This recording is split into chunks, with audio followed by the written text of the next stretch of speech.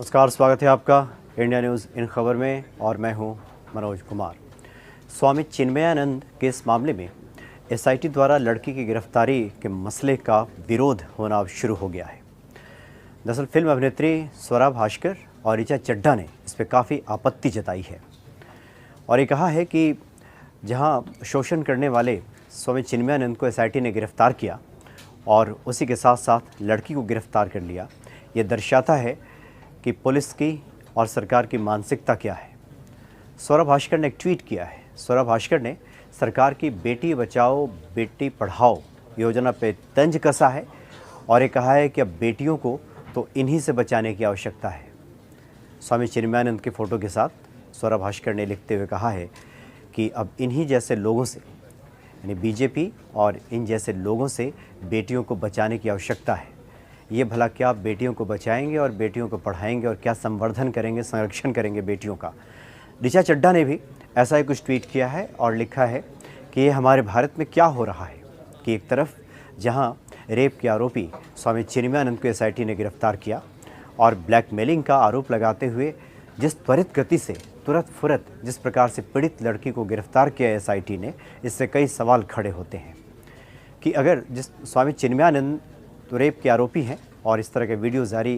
हो ही चुका है और उसके बाद स्वामी चिन्मयानंद की तरफ से जो वीडियो जारी किया गया जिसमें लड़की और उसके दोस्तों को रंगदारी मांगते दिखाया गया था, ब्लैकमेलिंग करते दिखाया गया था और जिससे 5 करोड़ रुपए की बात हो रही थी, इसको आधार बनाकर जिस प्रकार से पुलिस ने तेज़ गति से और त्वरित गति से लड़की को गिरफ्तार किया और इस केस को बैलेंस करने का जो प्रयास किया, संतुलित करने का प्रयास किया, एक तरह से कह सकते हैं कि एक तरह से ये काउंटर ये तैयारी थी पुलिस की, इस पे सवाल खड़ा किया है स्वरा भास्कर ने। हालांकि स्वरा भास्कर कई बार सरकार को उसकी नीतियों को लेकर कई बार मुखर रही हैं और आलोचना में कुछ बढ़ चढ़ कर भी वो बोल जाती हैं, लेकिन इस बार उन्होंने जिस प्रकार से पीड़ित लड़की का पक्ष लिया है और उनके साथ अन्य भी जो सेलिब्रिटीज़ हैं बॉलीवुड के, वो साथ दे रहे हैं